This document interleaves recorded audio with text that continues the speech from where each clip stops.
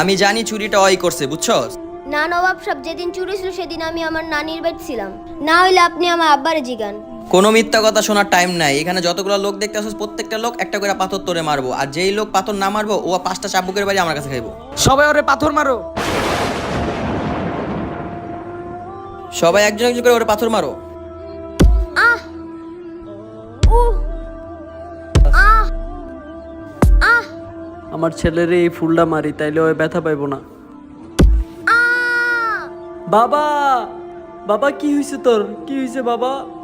বাবা, ওনারা তো তোরে ইট মারছে, আর আমি তো তোরে সামান্য এই ফুল মারছি। আমার ফুলে তুই এত ব্যথা পাইছস?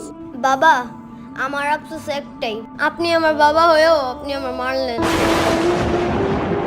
আপনি আমার বাবা আর সবার সাথে শামিল হইয়া তাকে কথা মতো আপনিও আমার মারলেন। সবাই তো আমার পাথর মারছে, আপনিই তো আমার ফুল মারছেন। এই ফুলের আঘাতটাই আমার বেশি লাগছে। আমি তো সবার পাথর আঘাত সহ্য করতে পারছি, কিন্তু আপনার ফুলের আঘাত সহ্য করতে পারিনি। ভিডিওটি যদি আপনাদের মন ছুঁয়ে যায় তাহলে কমেন্ট বক্সে মাশাআল্লাহ লিখবেন।